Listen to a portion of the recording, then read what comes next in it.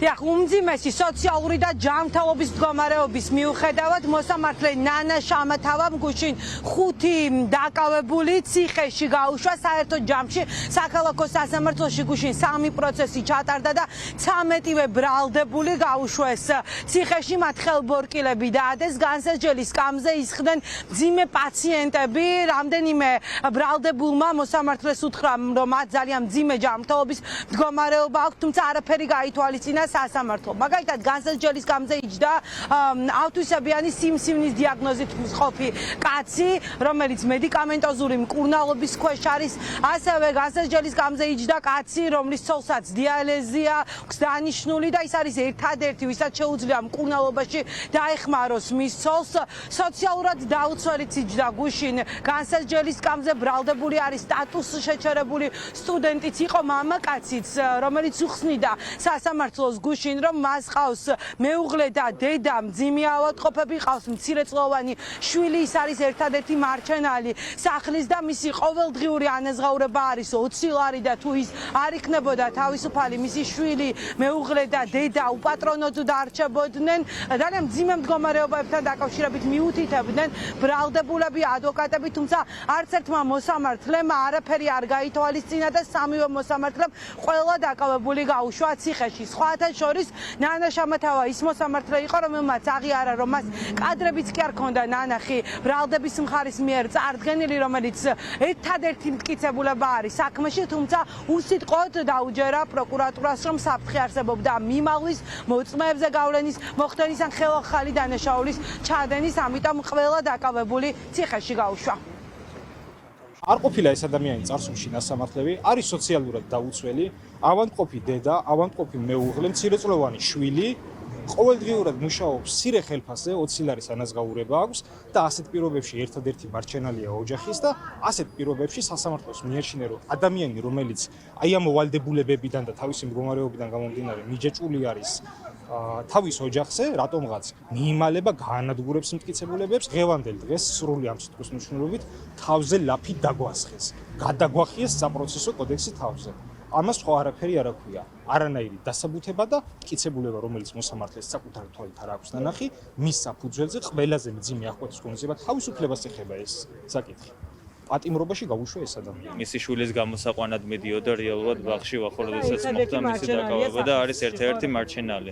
არის ტელეფონების შემკეთებელი, ერთგვარად ხელოსანი და იგი თავს იჩეს, როგორც თვითონ მითხრა, აი ყოველდღიური შრომით, ყოველდღიური ჯაფით და წვალებით. პიროვნულ მახასიათებლებზე უნდა გაამახვილოს წესით სამართლიანი სასამართლოს პირობებში მოსამართლემ ყურადღება, თუმცა არც ამ გარემოებების გათვალისწინება მომხდარა. ბატონი ბექამაჭავარიანი ყოფება უმძიმეს მდგომარეობაში, კერძოდ იგი დაკავებამდე გარკვეული პერიოდის განმავლობაში მკურნალობდა შესაბამისი ფსიქოტროპიული მედიკამენტებით და მისი ფსიქიკური მდგომარეობა არის დაზიანებული. მოსამართლე პირდაპირ აცხადებს, რომ არ არის საქმისმასალის გაცნობილი, თუ რა არგუმენტების დაყრდნობით მიიღო გადაწყვეტილება დაბადდება, ჩვენთვის ეს უცნობია და გასაკვირიც არის. რა თქმა უნდა, დაცვისხარი ამას აუცილებლად გაასაჩივრებს. ჩემი დაცვაში ყოფი საპენსიო ასაკს მიღწეული ადამიანი, რომელიც დაავადებულია საკმაოდ მძიმე დაავადებით, დაუშვა პატიმრობაში. შესაბამისად, არ ვეთანხმებით ამ გადაწყვეტილებას და გავასაჩივრებთ სააპელაციო წესით. რაჩიცებულებები პრაქტიკულად არ არსებობს, არსებობს მხოლოდ ვიდეო კადრები, რომ აქციის მიმდებარე ტერიტორიაზე გადაადგილდება ჩემი დაცვაში ყოფი და მიმაჩნია, რომ ეს დანაშაულს საერთოდ არ წარმოადგენს. სასამართლომ გააჟღერა, რომ აღნიშნული ვიდეო ჩანაწერი სრული მოცულობით არ ჰქონდა ნანახი. რაც საფუძველს გვიქმნის დასაბუთებულად ვიმსჯელოთ იმასთან დაკავშირებით, რომ სასამართლო მათ მხოლოდ სიტყვაზე ნდობის საფუძვლით პროკურატურის დაყენებული შუამდგომლობას 100%-იანი საფუძველი მისცა იმისა, რომ პატიმრობაში დაეტოვებინა თითოეული მათგანი. საქალაქო სასამართლოში გუშინ გვიან ღამემდე პოლიტიკოსები ესწრებოდნენ სასამართლოს ხდომებს. დაკავებულებიდან 5 ბრალდებული ერთიანობა ნაციონალური მოძრაობის წარმომადგენელია სხვადასხვა რეგიონში. ერთი არის პარტია ახალის წევრი. პოლიტიკოსები აცხადებენ, რომ ამ საქმეებს არანაირი საერთო სამართალთან არ აქვთ და პოლიტიკური მართლმსაჯულების მსხვერპლნი არიან ის ადამიანები, ვისაც ხელბორკილებს ერთმანეთის მიყოლებით ადებს ქართული ოცნების საგამოძიებო უწყებები.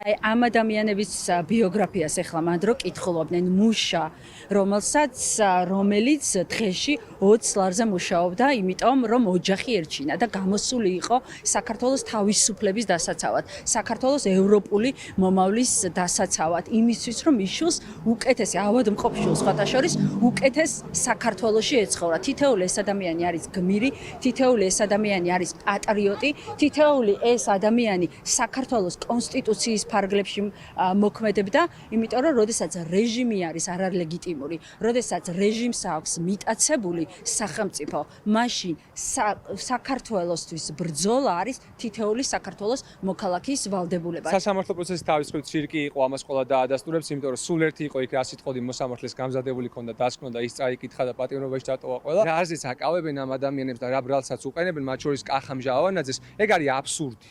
ორმაგი სტანდარტი, უსამართლობა და აი ამ რეჟიმის სახე, რომელიც საუკეთესო ქართველებს უშვებს ციხეში და კრიმინალებს და კრიმინალის ფარველებს უშვებს გარეთ. საქალაქო სასამართლოში დღეს 7 ოქტომბერს დაკავებული 5 პირის სასამართლო პროცესი უნდა იყოს, როგორც რამდენიმე წუთის პირველებისთვის გახდა ცნობილი, 5 დაკავებულიდან 2 ეგრეთ წოდებული მოდულის შენობაში ყავთ მოთავსებული, რადგან იზოლატორებში, წინასწარი მოთავსების იზოლატორებში ადგილები აღარ იყო და მამუკამდიდარაძის უწყებას სთხოვეს შინაგან საქმეთა სამინისტროს წარმომადგენლებმა დახმარება, რომ შეესახლებინათ დაკავებულები. ამ წუთებში მოდულის შენობაში მიდიან ადვოკატები იმისთვის რომ ბრალის ოფიციალურად წარდგენას დაესწრონ, შემდეგ კი ზაღესის წინასწარი მოთავსების იზოლატორთან მოვლენ ასევე 3 დაკავებულის უფლებადამცველები, ისინი დაესწრებიან ბრალის წარდგენას და დღეს 5 დაკავებულთან დაკავშირებით საქალაქო სასამართლოში სასამართლო პროცესი ჩატარდება აქვე ღონისძიებასთან დაკავშირებით, როგორც ჩანს ჩქარობენ ძალოვანი უწყების წარმომადგენლები, რადგან იზოლატორებში ადგილები არ აქვს, ქართულ ოცნებას კი დაანონსებული აქვს დაკავებების სერიები.